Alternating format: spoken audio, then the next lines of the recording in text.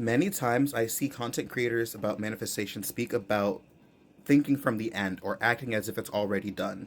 And I don't think many people really go into depth about what that means or the kinds of thoughts that you should be kind of having when you are thinking from the end state. So I'm going to go into that a little bit from here.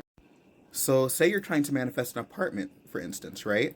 A lot of people, what's rational, or at least to the human mind, what's rational to think is, okay, if this doesn't work out for apartment A, then at least I have apartment B planned out. You're trying to kind of like put your mind towards if this doesn't happen, then at least I have that I can fall back on. And that in and of itself is kind of sending split energy. It's like in and of itself, having the concept of what if this happens, I'm going to plan for this, you're already kind of sending signals to the universe saying that this might not happen or this isn't going to happen, so I have to look towards something else. Like, if you approach it from the mentality of, okay, I want apartment A, so now I'm going to start thinking about all the things that I'm going to start doing in apartment A, the life I'm going to have in apartment A, the experiences I'm going to have in apartment A. The reason why all these manifestation coaches tell you to visualize and the reason why they say it puts you in the end state is because now you're thinking about what if you already had this thing. You're existing, you're in the energy of, okay, I already have this is what I'm going to do with it. Versus, okay, I don't have it yet, I'm uncertain, I don't know if I'm going to get this, I don't know if I'm going to get that. There's a very big difference in how you approach that. Same thing if you're trying to manifest like money, are you worried about if it's going to come in or not? Or are you starting to think about what you're going to do with the money? Like starting to worry about like, oh, is it going to come in? Am I going to have enough for it? What am I going to do if it doesn't come in? If you're thinking, what am I going to do if it doesn't come in? That's still insinuating that it might not come in or that it's not going to come in. So you have to do something with what's going to happen. Like you are in that exact same breath in the end state of it not happening. But those thoughts are very subtle sometimes. So instead, you'd want to be thinking about all the things that you're going to do with this money. It's like, okay, I'm going to go buy myself a coffee. I'm going to put gas in my car. I'm going to go buy this shirt. The reason why these coaches tell you to kind of like think and visualize is because you are thinking from the place and the space of already having that thing. Now, it's natural to have contradictory thoughts pop up. Our thoughts aren't simply just all conscious. A lot of our thoughts pop in through programming and through our subconscious. So, what we can do, however, is reorient our thoughts after we have a thought that comes in. We can shift where our attention goes. So, if you catch yourself spiraling, it's just your job at that point to kind of shift where the narrative is going.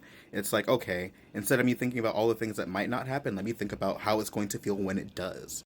Instead of thinking, is this working? Is this not working? What if this doesn't happen? Then think about how it's going to feel when you meet your SP. Think about how it's going to feel when you get this job. Think about all these things about how it's going to be when you have this and how you're going to interact with these things. And do your best to stay in that state versus entertaining the opposite. And again, it does take a lot of mental discipline. This is one of those things that I will always say is very easy, but very simple, but it's not easy. It's like, okay, to not be depressed, just be happy. It's like, it's obviously a lot more complex than that. So this does take a lot of mental discipline, watching your thoughts and being very conscientious of the things that you're thinking and feeling throughout the day. And I don't necessarily mean like you have to be in a super happy mood to manifest. I'm not saying you have to be super high vibrational. All that really matters is your focus. The reason why, or part of the reason why, that people say that your feelings and how your emotions are intertwined with manifestation is because if you are, say you want to manifest $50, but then you're upset because you're broke. If you're upset because you're broke, you have an emotion that is now contradicting the fact that you want to bring abundance in. You're now having energy being put towards, okay, I don't have this money, so now I'm frustrated about not having the money. It's not that emotions are inherently the way to manifest because it really doesn't matter how you feel if you're happy or sad. It's how you feel in relation to the manifestation specifically. Because you can be sad that you're broke, but then you can have your boyfriend come in. You know what I mean? But you could be depressed that you broke up with your boyfriend, but at the same time you could be great at manifesting money. Like those two are not mutually exclusive. And again, right? Vibrations don't inherently have to do with manifestation, or at least not in the way that most people tend to think, but it's the fact that we can't stop thinking, right? We're always processing information. Therefore, we're always manifesting, we're always generating. And every thought that we have has a feeling or an energy or a thought or something that's correlated to it or associated to it.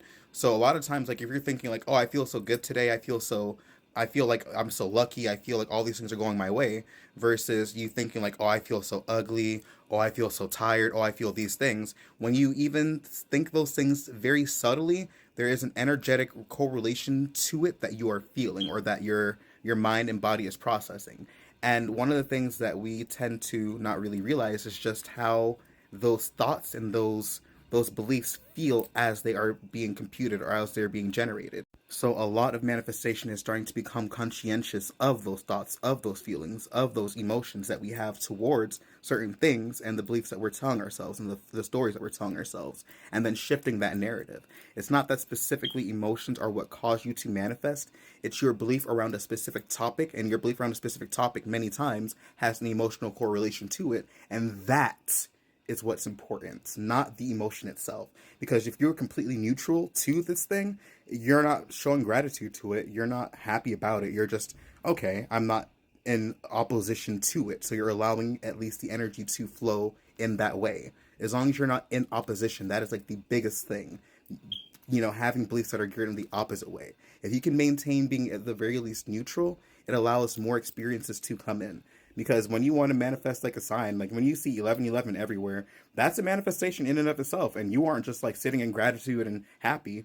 As you're watching this video right now, this is a manifestation in and of itself. You manifested advice. Were you sitting in gratitude and were you like meditating, or were you just scrolling on your phone, minding your business, and here this video popped up? There is so much that Bashar and Abraham Hicks and all these manifestation teachers speak about, but their teachings get very distorted. They themselves, as a channel, the information that comes through is very filtered, and many times it has the air of almost spiritually bypassing and spiritually gaslighting the individual trying to then act on this information. So I think it's very important to become very conscientious of what you are consuming and to kind of dissect these beliefs critically and even try and assess how your experiences have been with or by contrast to what's being taught. I think it's violently dangerous to have the assumption and the belief that you have to be in a good mood 27 to manifest, and that if you are in a negative state, that you're only going to manifest more of it. The only reason why you would tend to manifest more of that negative thing is, say you feel like you had a bad day and you're just really unlucky, and then you're feeling very frustrated and you're feeling very unlucky. That's because you're feeling unlucky in the moment. It has nothing to do with the frustration. It has to do with like where your focus is, and then from that standpoint, that is what then dictates your reality. But I think that's most of what I wanted to say. I'm pretty sure I'm going to hop on here quite a fucking bit. I am writing a book. This book has like 22 chapters and it's very detailed. Like, I'm doing my best to make this as detailed as possible. I want it to have like examples. I want it to have exercises. I want it to have pretty much anything. Like when I was getting into manifestation, I found so many different contradictions, different paradoxes, different mentalities and different viewpoints. And my goal with this book is to reconcile as many of those things, combine them, and acknowledge like where all the disparity between these understandings are. And I'm definitely going to also address the concepts that Bashar and Abraham Hicks speak about, and kind of like how they in and of themselves are very wise and very beneficial to the human experience and the knowledge that they give, but still slightly A, disconnected, and B, in certain ways that's almost like bypassing or gaslighting individuals for the human experiences that they're having. It wouldn't be very fair for your soul to construct an entire human ego, identity, and structure, and then in that exact same breath tell you that everything about that is just inherently wrong and it needs to be changed. Like, that just doesn't. It's. I think infinite intelligence is a little bit more intelligent than that, to say the least. So I would always be very wary of any teaching that's telling you just to be happy 24/7, that's telling you that it's your fault that you manifested this. Your soul quite literally put you into this construct, into this time space reality, and quite literally programmed you to then believe and experience these things for a reason. So to, in that exact same breath, say that it's your fault that somebody showed up in your reality with free will when your soul intended for that to be the experience of it, it's a little bit tone deaf and kind of we got to do, we need more than that at this point, and that is the intention behind me writing this book. But either way, peace and blessings. The video's about to end or cut me off, so I guess we'll go from there. Hope you guys have a great night.